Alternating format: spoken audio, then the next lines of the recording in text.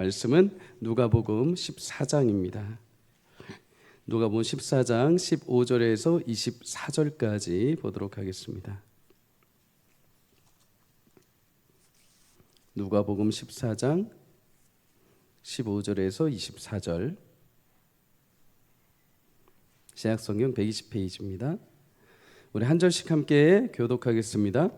함께 먹는 사람 중에 하나가 이 말을 듣고 이르되 무릇 하나님 나라에서 떡을 먹는 자는 복되도다 하니, 이르시되 어떤 사람이 큰 잔치를 베풀고 많은 사람을 청하였더니 잔치할 시각에 그 청하였던 자들에게 종을 보내어 이르되 오소서 모든 것이 준비되었나이다 하매 다 일치하게 사양하여 한 사람은 이르되 나는 밭을 샀음에 아무래도 나가보아야 하겠으니 청컨대 나를 양해하도록 하라 하고, 또 한 사람은 이르되 나는 소 5겨리를 샀음에 시험하러 가니 청컨대 나를 양해하도록 하라 하고, 또 한 사람은 이르되 나는 장가 들었으니 그러므로 가지 못하겠노라 하는지라. 종이 돌아와 주인에게 그대로 고하니 이에 집주인이 노하여 그 종에게 이르되 빨리 시내의 거리와 골목으로 나가서 가난한 자들과 몸 불편한 자들과 맹인들과 저는 자들을 데려오라 하니라. 종이 이르되 주인이여 명하신 대로 하였으되 아직도 자리가 있나이다. 주인이 종에게 이르되 길과 산 울타리가로 나아가서 사람을 강권하여 데려가 내 집을 채우라. 내가 너희에게 말하노니 전에 청하였던 그 사람들은 하나도 내 잔치를 맛보지 못하리라 하였다 하시니라. 아멘. 오늘 본문을 가지고 큰 잔치에 들어가는 자라는 제목으로 함께 말씀을 나누도록 하겠습니다.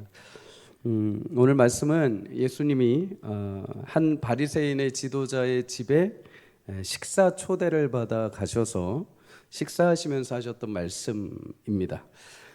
여러분, 밥상머리 교육이라는 말을 들어보셨을 겁니다. 식사 시간에 부모님과 자녀가 이렇게 앉아서 식사를 하면서 예절과 가치관 또 인성에 대해서 자연스럽게 이렇게 교육을 하는 거죠. 사실 밥상머리 교육의 대가는 예수님이십니다. 예수님은 제자들을 물론 풀밭에 앉혀놓고도 교육을 하셨지만 식사 자리에서 많이 교육하셨습니다. 식사 자리에서 그들의 대상은 무리들도 예외는 아니었습니다. 몰려온 무리들도 예수님 식사 자리에서, 그리고 바리새인조차도 식사 자리에서 예수님이 교육을 하셨습니다. 초기에 사실 바리새인들은 예수님에게 호감을 가지고 있었습니다. 저동조의 놀라운 능력을 가지고 있다면, 만약에 바리새인 편에만 서준다면 자신들이 말하는 하나님 나라가 진실이라는 것을 드러낼 수 있기 때문이죠. 하지만 예수님이 같이 식사하시면서 계속 드러나는 것은 바리새인들의 주장이 맞는 게 아니라 그들이 잘못되었다는 거죠. 그들 속에 있는 숨겨진 죄악이 점점 자꾸 드러나는 겁니다. 그래서 바리새인들은 이제 그 뒤부터 마음을 바꿉니다. 예수님을 초청해서 설득하는 게 아니라 예수님을 초청해서 예수님을 책잡을 것을 찾기 위해서 초대를 합니다. 그런데 14장 이후부터는 이제 예수님을 아예 초청도 하지 않습니다. 왜요? 식사 자리가 되면 예수님의 실수를 들춰내기보다 예수님 말씀 때문에 자기들의 죄악이 자꾸만 드러나는 것을 보기 때문이죠. 그래서 그 뒤부터는 이제 예수님을 일방적으로 이제 죽이려고 계획을 펼치게 됩니다. 사랑하는 여러분, 예배 자리는 하나님의 말씀에 귀한 교육이 일어나는 시간입니다. 전하는 자나 듣는 자 모두가 말씀 앞에 우리 신앙과 삶을 비춰볼 수 있게 해주시는 거죠. 우리 모두 마리아처럼 말씀이신 예수님을 만나고 말씀을 사모하는 은혜가 있기를 주의 이름으로 축복합니다. 물론 말씀이 때로는 우리 삶을 적나라하게 비춥니다. 우리의 삶은 예리하게 관통해 오십니다. 그래서 바리새인들처럼 때로는 부담스럽기도 하죠. 그런데 여러분, 그렇게 부담을 가져서라도 내 영혼이 변화되고 새롭게 되어 천국에 들어갈 수 있다면 그것이 훨씬 더 유익할 거라고 생각이 됩니다. 영의 양식을 먹으며 변화되고 성장하여 하나님 앞에 빛의 갑옷을 입을 수만 있다면 그것만큼 복된 일은 없습니다. 여러분, 예배와 말씀 시간이 우리를 새롭게 하고 주의 백성답게 변화시켜 주시는 시간이 되기를 주의 이름으로 축복합니다. 오늘 본문도 바리새인 집에서 식사하시면서 예수님이 밥상머리 교육을 하시는 장면입니다. 오늘 15절에 이렇게 말씀을 하죠. 함께 먹는 사람 중에 하나가 이 말을 듣고 이르되 무릇 하나님의 나라에서 떡을 먹는 자는 복되도다. 하나님 나라에서 떡을 먹는 자 복되도다. 귀한 고백이죠. 그런데 여러분, 이 사람이 이렇게 말하기 이전에 이렇게 말합니다. 그가 이 말을 듣고 이 말을 했다는 거죠. 그가 예수님으로부터 무슨 말을 듣고 나서 이 고백을 했다는 것입니다. 그럼 예수님이 무슨 말씀을 하셨길래 그는 하나님 나라의 잔치에서 떡을 먹는 자는 복됩니다 라고 이야기를 했을까요? 여러분, 그 앞에 우리가 읽진 않았지만 14장 전반부에 보면 두 가지 사건이 식사 자리에서 일어납니다. 하나는 예수님이 수종병 든 사람을 고치는 기적을 베풀어 주시죠. 수종병은 혈액순환과 호르몬 불균형으로 온몸이 막 붓는 증상입니다. 그런데 여러분, 이날은 안식일입니다. 그리고 이곳은 바리새인의 집입니다. 여러분, 바리새인이 부정하다고 여기는 수종병 든 사람을 집에 초청했다는 자체가 조금 의아하죠. 여러분, 그들이 왜 그를 초청했는지 알 수 있습니다. 14장 1절에 보면 그들이 예수님을 초청하고 예수님을 엿보고 있었다라고 말합니다. 다시 말해 예수님 앞에 안식일에 수종병 든 사람을 초청해 놓고 예수님이 과연 안식일에 저 사람을 고칠까 안 고칠까를 예의주시하고 있던 거죠. 안식일에 병고침을 하면은 이제 그 규율을 어기는 것입니다. 예수님이 이 계략을 아셨습니다. 그럼에도 보란듯이 고쳐주시죠. 왜요? 여러분, 예수님은 안식일의 주인이시기 때문입니다. 그리고 말씀하시죠. 14장 5절에 너희가 아들이나 소나 우물에 빠졌으면 안식일에도 끌어내주지 않겠느냐. 생명이 달린 문제라고 한다면 안식일에 그래도 병을 고쳐도 됐습니다. 예수님에게는 이 수종병 든 사람이 오늘 당장 생명을 회복해야 될 굉장히 중요한 영혼이었던 것이죠. 여러분, 예수님에게는 오직 영혼을 향한 영원한 생명에 관심이 있으십니다. 그래서 시편 124편 7절에서 8절은 말합니다. 우리의 영혼이 사냥꾼의 올무에서 벗어난 새같이 되었나니 올무가 끊어짐으로 우리가 벗어났도다. 우리의 도움은 천지를 지으신 여호와의 이름에 있도다. 여러분, 하나님은 세상에 올매같이 우리 영혼을 그냥 놔두지 않으십니다. 올매 갇힌 상태로 퍼득퍼득거리게 하지 않으십니다. 반드시 그 올무를 끊어내시고 우리 영혼을 자유케 하시는 분인 줄 믿습니다. 여러분, 영혼에 수종병 든 자처럼 제약이 있고 문제가 점점 부풀어 오르는 분들이 있습니까? 여러분, 우리 영혼을 귀하게 여기시고 올무에서 건지시는 주의 은혜가 오늘 예배하며 말씀을 사모하는 여러분의 심령 가운데 삶의 자리에 임하기를 주의 이름으로 축복합니다. 또 한 가지 사건이 있었습니다. 식사 자리에 청함을 받은 자들을 예수님이 유심히 바라보니까 서로 지정된 좌석에 이렇게 앉더라는 것입니다. 이스라엘 백성들 식사 자리에 상석이 있습니다. 어디냐? 초청한 주인의 좌우편이 상석입니다. 좌우편. 그리고 점점 멀어져 갈수록 연배가 낮은 사람들, 직급이 낮은 사람들이 그 끝자리에 앉게 되어 있죠. 초대받아 온 사람들을 보니까 다 사회적으로 한 자리씩 하는 바리새인들, 율법사 같은 사람들입니다. 이들은 각자 자신의 지위에 맞게 집 주인 주위 곁에 자기들이 알아서 자리를 차지해 앉는 것입니다. 이 모습을 보시면서 예수님이 이렇게 말씀하십니다. 혼인잔치에 청함을 받았을 때 높은 자리에 앉지 마라. 왜? 네가 그 정도 급이 될 거라고 생각하고 앉았는데 정작 주인이 왔을 때 이 사람아, 이 자리는 당신 자리가 아니고 이 사람 자리에 하면서 움직인다면 얼마나 부끄럽겠느냐. 그러니 차라리 혼인잔치에 초대를 받으면 저 끝에 자리에 가서 앉아라. 만약에 그 자리가 네 자리가 아니고 상석이 네 자리라고 한다면 주인이 와서 너를 다시 이끌어서 이 상석에 앉혀서 많은 사람들 앞에 영광을 보여줄 것이다. 그러면서 예수님 귀한 말씀을 하십니다. 누가복음 14장 11절 함께 읽습니다. 시작. 무릇 자기를 높이는 자는 낮아지고 자기를 낮추는 자는 높아지리라. 아멘. 자, 여러분, 왕이신 하나님 앞에 스스로 자신을 높일 수 있는 자는 아무도 없습니다.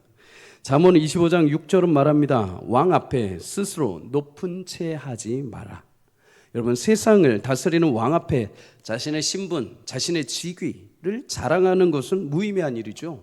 그렇다면 온 우주를 창조하신 하나님 앞에 내 자리, 내 자격, 나의 신분을 자랑한다는 것은 얼마나 어리석은 일이겠습니까? 여러분, 그런데 초청받은 사람들 스스로 잔치에 합당한 대상인 것처럼, 그리고 높은 자리에 앉을 만한 자격이 있는 것처럼 자신들을 자랑하고 있었던 것입니다. 사무엘상 2장 7절은 말씀합니다. 여호와는 가난하게도 하시고 부하게도 하시며 낮추기도 하시고 높이기도 하시는도다. 여러분, 하나님의 부르심은 나의 자격이 아니라 하나님의 전적인 은혜인 줄 믿습니다. 여러분, 신앙생활에서 나의 자격이나 수준보다 나의 자격 없음을, 나를 하나님이 자녀 삼아 주신 그 은혜를 감사하고 나 자신을 낮추는 은혜가 있기를 주의 이름으로 축복합니다. 빌립보서 2장 8절에서 9절은 말씀합니다. 예수님이 자기를 낮추시고 죽기까지 복종하셨을 때 하나님이 예수님을 지극히 높여 주셨다.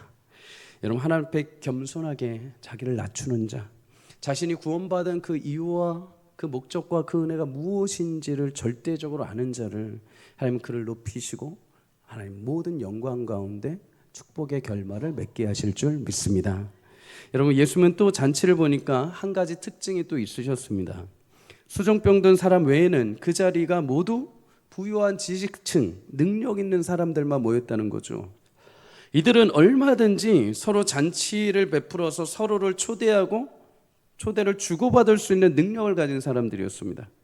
근데 예수님은 이 초대받아온 사람들을 보면서 이 잔치를 굉장히 불편하게 여기셨습니다. 하나님 잔치는 이런 모습이 아니기 때문이죠. 하나님 나라의 잔치는 어떤 자격이 있어서 능력이 있어서 자리를 차지하기 위해서 오는 잔치가 아니기 때문입니다. 대신 누가복음 14장 13절은 말씀합니다. 잔치를 베풀거든 차라리 가난한 자들, 몸이 불편한 자들, 저는 자들, 맹인들을 청해라. 왜요?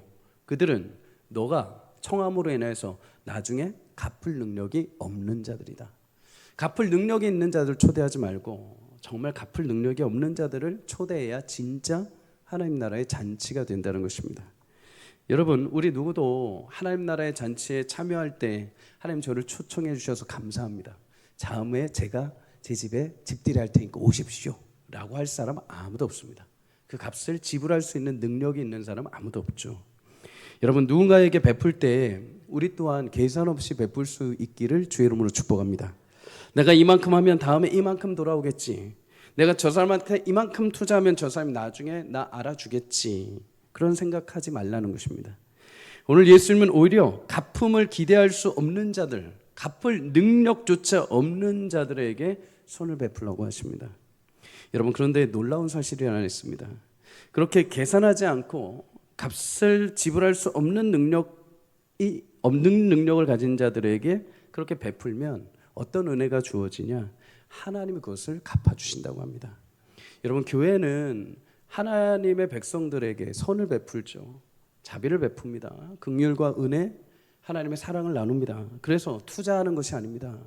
이거를 우리가 투자해서 이거를 행해서 이거를 돈을 여기다 써서 무슨 가치가 나오겠냐, 그런 효용성을 따지는 것이 아니죠. 있는 그대로 하나님의 마음이 있다면 그냥 드리는 겁니다. 그냥 하나님을 위해서 선을 행하는 것이죠. 그런데 그럼에도 교회들이 망하지 않습니다. 잘 전략적으로 투자를 해서요? 아니요. 하나님 이렇게 말씀하십니다. 누가복음 14장 14절 함께 읽습니다. 시작. 그래야면 그들이 갚을 것이 없으므로 내게 복이 되리니 이는 의인들의 부활 시에 내가 갚음을 받겠음이라 하시더라. 아멘. 여러분, 그들이 갚을 것이 없다고 합니다. 그런데 그것이 우리에게 복이 된다고 하십니다. 왜요? 의인들의 부활 시에 네가 갚음을 받겠다고 하십니다. 여러분, 의인들의 부활 시, 곧 주님 오시는 날, 그럼 누가 갚아줍니까? 주님이 갚아주신다는 것입니다. 나는 갚은 능력이 없는 자를 초청해서 대해 주었는데, 그러면 왜 여러분 주님이 갚아주십니까? 그 사람이 갚아야 되는 거 아닙니까? 마태복음 25장에 보면 주께서 오실 때 하나님 나라를 소유받고 칭찬받은 종들이 등장을 합니다. 그런데 정작 종들이 주인이 막 칭찬을 하고 하나님 나라의 소유를 막 주시니까 놀랍니다. 주님 왜 그러십니까? 무섭습니다. 우리한테 그러지 마십시오. 우리가 뭘 했다고 이렇게 대접을 해주십니까? 그때 주인이 말합니다. 너희는 내가 줄일 때 먹을 것을 주었고 목마를 때 마시게 하였고 나그네 되었을 때 영접하여 주었다. 주님, 우리가 언제 그렇게 했습니까? 주님, 저희가 이 땅에서 주님을 본 적이 없는데요. 그때 마태복음 25장 40절에 말씀합니다. 너희가 여기 내 형제 중에 지극히 작은 자 하나에게 한 것이 곧 내게 한 것이라. 사랑하는 여러분, 지극히 작고 연약한 자를 섬기고 베푸는 은혜가 있기를 주의 이름으로 축복합니다. 그러한 분들을 여러분 멸시하지 마십시오. 힘이 없다 하여서, 나보다 지식이 부족하다 하여서, 사회적으로 신앙적으로 나보다 조금 연약하다 하여 아무런 갚음을 내게 해줄 수 없다 하여, 저 사람은 투자해도, 저 사람 내가 뭔가 해줘도 나한테 줄 것이 없다 하여 외면하지 마십시오. 그런 분들이 여러분의 하늘의 상급이 되는 통로가 되는 줄 믿습니다. 늘 약한 자를 돌아보고 섬김으로 하나님의 그 진실한 마음을 갚아주시는 은혜를 우리 모두가 누릴 수 있기를 주의 이름으로 축복합니다. 여러분, 이렇게 잔치 자리에서 예수님이 꾸중 아닌 꾸중의 말을 하십니다. 그러니까 이 말을 듣고 나서 식사 자리에 있던 그 한 사람이 이렇게 말한 겁니다. 하나님 나라에서 떡을 먹는 자는 복됩니다. 여러분, 그러면 이제 뉘앙스가 조금 다르게 느껴지시죠?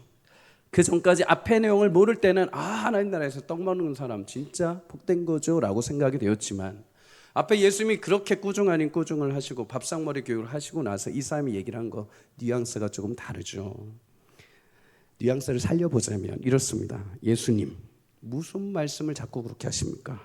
이 자리에 초대받은 사람들 모두 다 하나님 나라의 잔치에 들어갈 사람들입니다. 예약되어 있는 사람들입니다. 떡을 먹을 사람들입니다. 그런데 왜 자꾸 우리한테 자꾸만 그런 말씀 하십니까? 그러지 마십시오. 이런 말입니다. 여러분, 그렇다면 이들은 무슨 근거로 예수님이 그렇게 말씀하시는데도 불구하고 자기들은 이미 하나님 나라에 들어간 것처럼 확고한 마음을 가지고 있었을까요? 이사야 25장 6절을 우리 함께 읽어봅니다. 시작.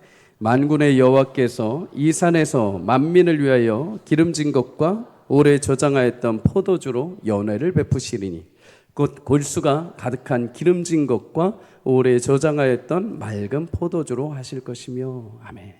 여러분, 이들은 이사야의 말씀을 근거로 자신들이 아브라함의 혈통, 율법의 준수로 자신들이 이미 기름진 것, 최상급 포도주로 준비된 하나님 나라 잔치에 이미 초대받고 참여하게 된 자들이라고 믿고 있었습니다. 이 잔치는 오직 자신들만을 위해서 준비되었고 자신들만 들어갈 수 있는 잔치. 그래서 그 안에 들어가 있는 우리는 복되도다라고 말한 거죠. 그러니까 오늘 예수님은 진정 하나님 나라의 잔치에 들어가는 자가 누구인지를 비유로 명확하게 설명을 해 주십니다. 여러분, 16절에 보면 어떤 사람이 큰 잔치를 베풀죠. 많은 사람들을 청합니다. 마태복음 22장에 동일한 본문이 담긴 내용을 보면은 그는 임금이라고 나옵니다. 임금이 자신의 아들의 혼인 잔치를 베푸는 거죠. 왕의 잔치입니다. 그러면 나라에 엄청나게 큰 잔치가 지금 벌어지고 있는 거죠. 각계각층의 사회 인사들을 다 초청을 했습니다. 초대했습니다. 잔칫날이 되어서 풍성한 것들이, 음식이 다 준비되고 자리가 마련이 되었습니다. 주인은 종을 마지막으로 다시 보내서 최종 정가를 이야기하죠. 모든 것이 준비되었으니까 이제 몸만 오시면 됩니다. 잔치의 하이라이트는 사실 여러분, 잔치를 준비하는 것도 있지만 그 잔치에 참여해서 사람들이 기쁘게 즐기고 먹는 게 하이라이트죠. 아무리 잔치가 여러분 막 있다 하더라도 노쇼가 돼버리면, 요즘 그런 일도 있더라고요. 식당에다가 이렇게 막 몇백 명, 100명 갈 겁니다. 뭐 50명 갈 겁니다. 몇 시에 갈 겁니다. 예약은 해놓고 안 와버리는 겁니다. 노쇼라고 하더라고요. 이렇게 예약하고 안 와버리는 거. 여러분, 그러시면 안 됩니다. 예약하시면 꼭 가셔야 됩니다. 못 먹더라도 지불하셔야 됩니다. 여러분, 그런데 이렇게 초청받아서 다 자리가 준비가 되었습니다. 그런데 정작 그날 초청받은 사람들이 오기를 거절해버립니다. 세 부류가 나오죠. 18절에 한 사람은 밭을 구입했다는 이유로 참석을 거절합니다. 두 번째 사람은 소 5결이, 결이라고 하면 쟁이죠. 소가 한 쌍씩 끄는 쟁기. 소 5결이면 총 10마리를 말합니다. 이 10마리의 쟁기를 내가 테스트해야 해서 못 갑니다. 세 번째 사람은 장가 들어서 못 간다고 합니다. 여러분, 이들의 이유를 들으니까 어떤 느낌이 드십니까?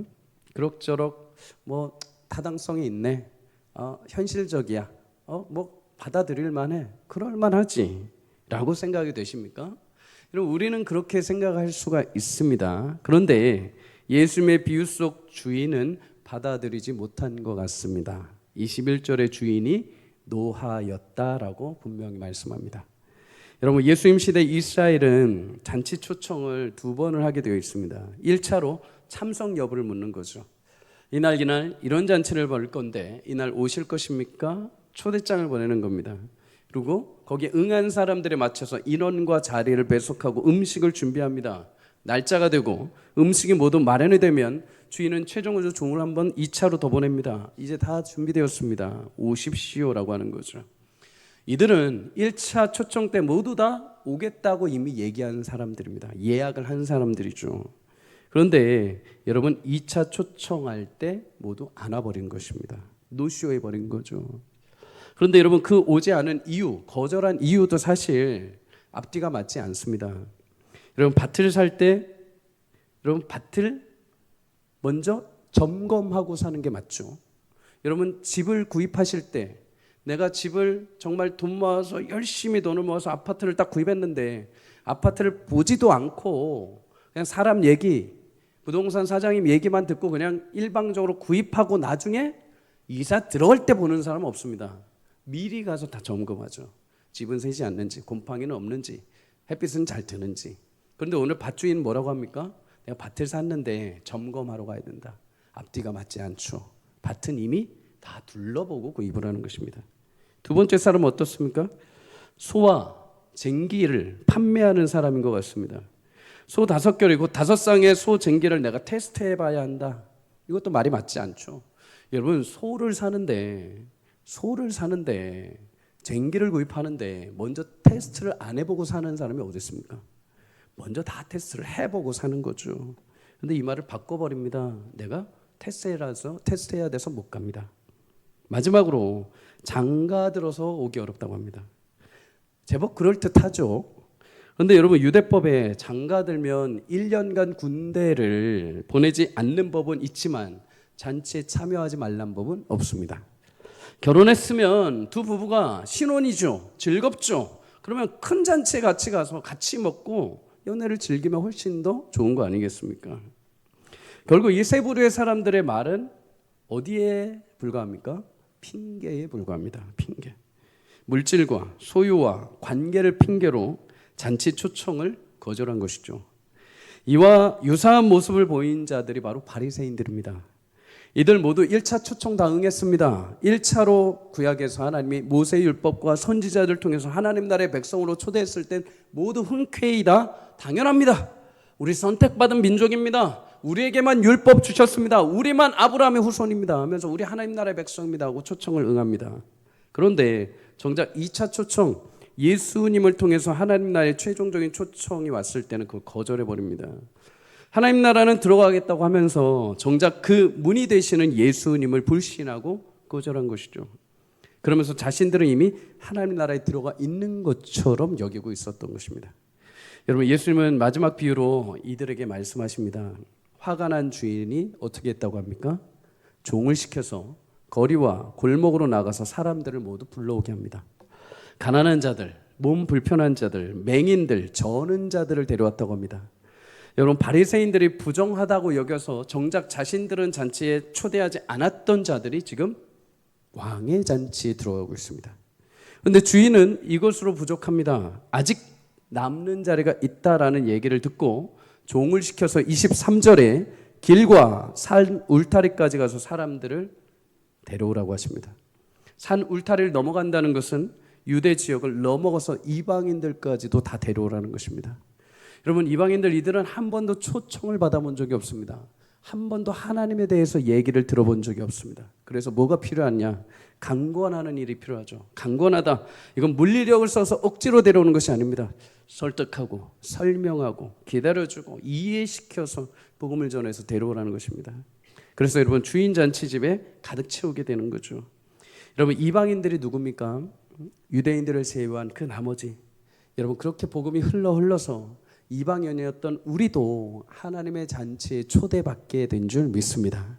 그럼 오늘 천국 비유를 통해서 우리에게 주시는 교훈 2가지가 있습니다. 첫째는 여러분, 하나님 나라는 그 잔치에 직접 내가 참여를 해야 합니다.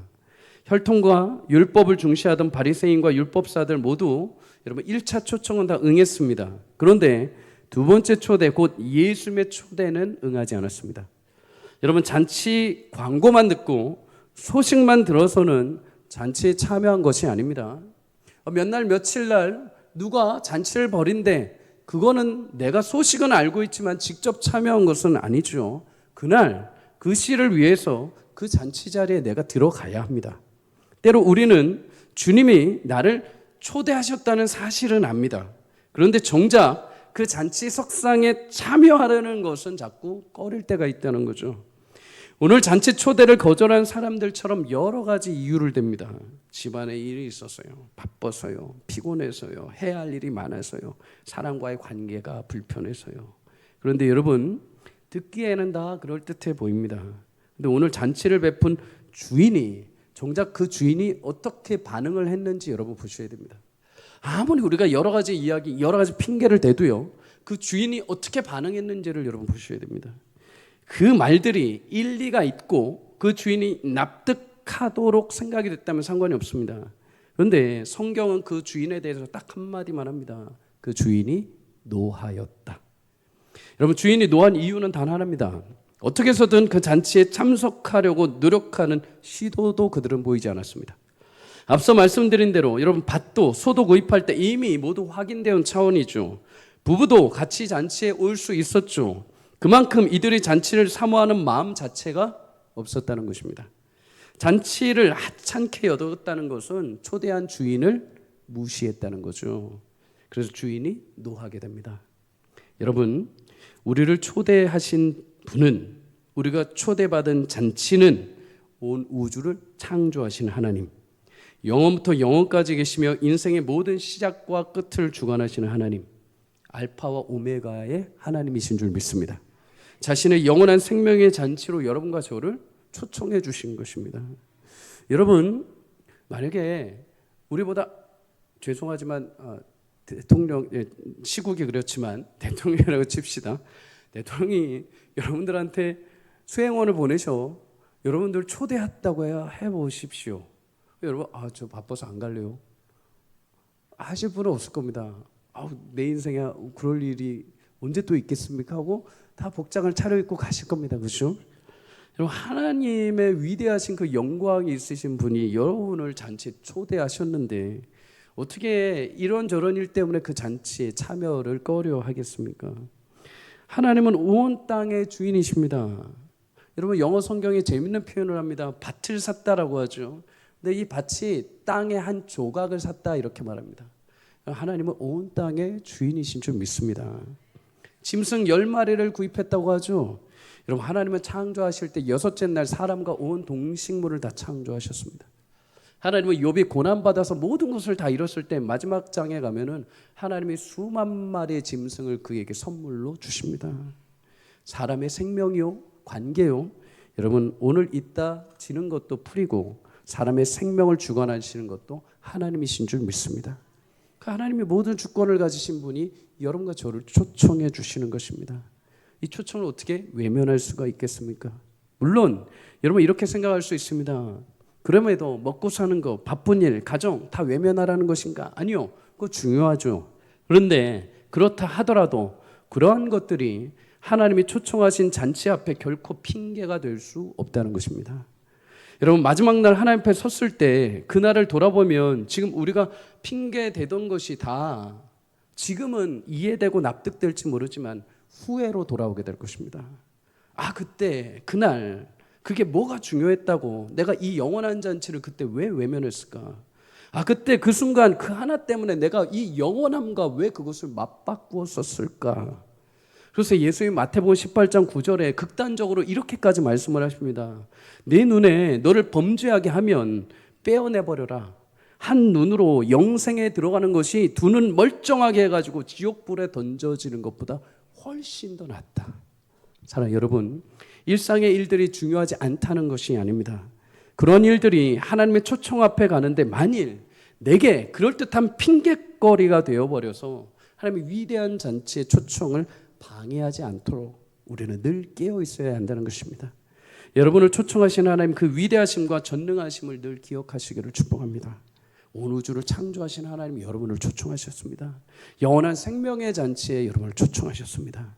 여러분 그 잔치의 소식만 듣지 말고 직접 우리 모두가 참여하는 은혜가 있기를 주의 이름으로 축복합니다. 여러분 둘째로 하나님 나라의 잔치는 반드시 그 자리가 채워지게 되어 있습니다. 오늘 주인은 핑계대고 오지 않은 사람들 때문에 분명히 노를 바랍니다. 그런데 그들이 오지 않았다고 하여서 여러분 잔치를 연기하거나 중단하지 않습니다. 대신 어떻게 합니까? 다른 이들을 초청을 합니다. 다른 이들. 한 번도 초청받아 본 적이 없는 자들, 한 번도 누군가한테 인정받지 못했던 자들, 아픈 자들, 외면당했던 이방인들까지 초청해서 그 잔치의 자리를 꽉 채웁니다. 그런데 여러분 정작 이렇게 수많은 사람들이 잔치에 참여했는데 딱 몇 부류만 참여를 하지 못합니다.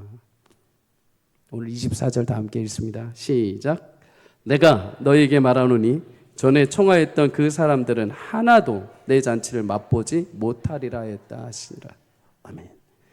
여러분 하나님 나라 잔치 반드시 채워질 줄 믿습니다. 넓고 많은 그 자리가 하나님은 구원받은 영혼들로 가득 채워주십니다. 그런데 처음 초대받았는데 잔치 참여를 거절했던 자들, 그들은 결코 그 잔치를 맛보지 못한다라고 말씀하십니다. 여러분 잔치는 참여하는 거죠. 참석하는 것입니다. 근데 오늘 하나님 예수님이 되게 재밌는 표현을 쓰십니다. 그들은 이 잔치를 맛보지 못할 것이다. 다시 말해 잔치가 벌어지는 것은 분명히 볼 거라는 겁니다. 분명히 볼 수 있다는 겁니다. 그런데 그들은 정작 잔치 자리에 참석해서 그것을 맛볼 수 없다라는 거죠. 누가복음 16장에 보면 부자와 거지 나사로 이야기가 등장을 합니다. 땅에 사는 날 동안에 부자는 죄송하지만 배불리 든든히 먹고 삽니다. 그런데 거지 나사로가 문 앞에 와가지고 부자 나사로에게 조금만 도와달라고 합니다. 이때 넉넉하게 곳간의 문을 열어서 조금 밥을 주면 어떻게 좋았겠습니까? 근데 꽉 닫아버립니다. 그래서 결국 나사로는 그 문 앞에서 죽고 말죠. 부자도 시간이 지나서 이제 하나님 나라의 부름을 받게 됩니다. 심판 자리에 서게 되죠. 그런데 죽고 나니까 나사로는 천국의 아브라함 품에 안겨 있었습니다. 부자는 죽고 나니까 어디에 갔을까요? 지옥에 가 있는 겁니다. 부자들 오해하지 마십시오. 그런 의미가 아닙니다. 부자가 지옥에서 고통을 당하다가 눈을 들어보니까 저 멀리 아브라함 품에 나사로가 안겨 있는 것입니다. 세상에 사는 동안은 그렇게 헐벗고 못 먹고 다치고 쓰라리고 했던 그 나사로가 저 천국에 아브라함 품에 안겨 있는 거죠. 그런데 이 지옥에서 있다 보니까 너무 고통스러운 겁니다. 소리를 고래고래 지르면서 눈을 들어서 아브라함을 바라봅니다. 그래서 이 부자가 말하죠. 아브라함이요, 나를 불쌍히 여기셔서 당신 품에 있는 나사로 손끝에 물을 찍어서 내 혀를 서늘하게 한 번이라도 해주십시오. 이곳에 불꽃이 너무나 괴롭습니다. 여러분 지옥불이 얼마나 뜨거우면은 딴 거 다 필요 없고 그 물 한 모금만 찍어서라도 제게 맛보게 해주십시오 라고 얘기를 합니다. 그때 아브라함이 이렇게 답을 합니다. 누가복음 16장 26절에 우리 사이에 큰 구렁텅이가 놓여 있어 건너가고자 하되 결코 갈 수가 없다. 하나님 나라는 볼 수 있을지 모르지만 너는 결코 그것을 맛볼 수가 없다. 심지어 물 한 방울조차도 결코 맛보지 못할 것이다. 사랑하는 여러분, 여러분의 허락된 하나님 나라의 잔치의 자리를 결코 빼앗기지 않기를 주의 이름으로 축복합니다. 에이, 내가 나가지 않아도, 에이, 내 좀 교회 쉬어도 나중에 나가면 되지. 내가 주님 찾지 않아도 주님 내 자리 그냥 그대로 놔두실 거야. 아니요. 여러분 오해하지 마십시오. 그 자리 하나님 다른 사람으로 채우십니다. 그 자리 여러분 기어이 하나님이 다른 분으로 채워버리십니다.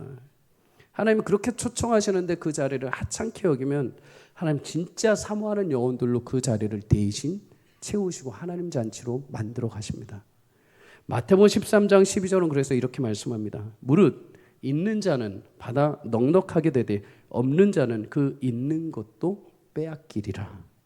여러분 오늘 주인은 분명히 말합니다. 그들의 빈자리를 다른 사람들로 채워라.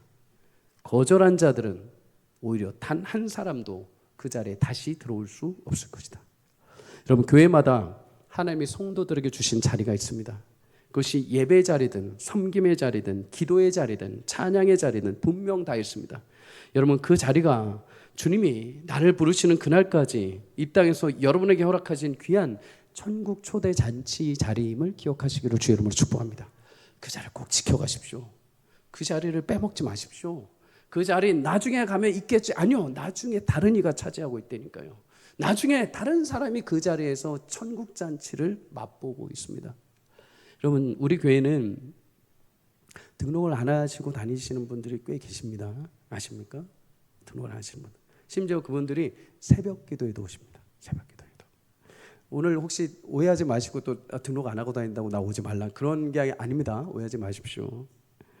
여러분 새벽 기도에 본 성도들이 자리하지 않고 등록 안 하신 분들이 와서 자리를 하십니다. 등록 안 하시고 오신 분들도 참 귀하십니다. 그런데 여러분의 자리를 꼭 지키시기를 바랍니다. 여러분에게 허락하신 하나님의 생명의 자리입니다. 수요 예배도 그렇습니다. 수요 예배도 종종 등록하지 않으신 분들이 오십니다. 여러분의 자리를 빼앗기지 마십시오. 여러분에게만 허락하신 하나님의 천국 잔치 자리입니다. 그 자리에서 기쁨의 은혜가 소망의 은혜가 넘치게 되어 있습니다. 요한계시록 19장 9절은 이렇게 말씀을 합니다. 천사가 내게 말하기를 기록하라. 어린 양의 혼인잔치에 청함을 받은 자들은 복이 있도다 하고 또 내게 말하되 이것은 하나님의 참되신 말씀이라. 여러분 혼인잔치에 청함을 받은 자들, 초청을 받은 자들은 복이 있다고 하십니다. 왜요? 그 잔치는 마침내 이루어질 것이기 때문입니다. 그날의 잔치에 참여하는 자들은 더 이상 사망이 없고 애통하는 것이 없고 눈에서 하나님이 그 모든 눈물을 씻어 주실 것이기 때문입니다. 이 세상 어떤 잔치도 여러분 참여해도 이 세상 어떤 잔치도 여러분의 죽음을 대신해 주지 않습니다. 이 세상 어떤 잔치도 여러분의 마음에 응어려진 그 아픔과 슬픔과 상처를 평안으로 바꿔주지 않습니다. 이 세상 어떤 잔치도 여러분의 눈물을 닦아줄 수 없습니다. 그런데 오직 왕의 잔치만, 오직 하나님 나라의 잔치만이, 그 자리에 앉는 사람만이 하나님은 그 마음에 평강을 주시고 그 눈물을 닦아주시는 줄 믿습니다. 여러분 예배의 자리가 그런 자리가 될 줄 믿습니다. 여러분 인생의 수고와 여러 가지 염려가 있고 오늘도 갈 수 없는 현실이지만 하나님 오늘 내게 허락하신 내 하나님의 자리 내가 찾아가야지. 예배를 나오셨는데 세상에 수많은 고난과 여러 가지 근심이 있는데 하나님 그 자리에 나오신 자들에게 그 눈물을 닦으시고 그 애통을 기쁨과 찬송으로 바꿔주실 줄 믿습니다. 내가 여러 가지 하루의 일과가 너무 많고 너무 근심이 많고 너무 바쁜데 그래도 이 하루 하나님 주신 생명의 자리인데 새벽에 나와서 주님 앞에 이 하루를 드려야지. 그때 나왔을 때 그 새벽에 하나님이 영광스럽게 여러분의 심령 가운데 성령의 은혜를 주셔서 그 하루를 버티고 그 하루를 믿음으로 승리하게 하신 하나님의 은혜가 있으실 줄 믿습니다. 여러분 그렇게 여러분들의 자리를 지켜가십시오. 하나님이 초대하신 자리입니다. 그 자리를 귀하게 여기시고 하나님의 생명의 은혜를 누리는 은혜가 있기를 주의 이름으로 간절히 축복합니다. 말씀을 마칩니다. 여러분 하나님께서 우리에게 허락하신 천국잔치는 반드시 이루어지게 될 줄 믿습니다. 그날의 잔치에 참여하기를 주의 이름으로 축복합니다. 잔치가 이루어질 거야 어디서 한대 그런 게 아니라 직접 내가 그 잔치에 참여하십시오. 그리고 여러분들에게 허락하신 그 잔치의 자리를 결코 빼앗기지 마십시오. 결코 잃지 마십시오.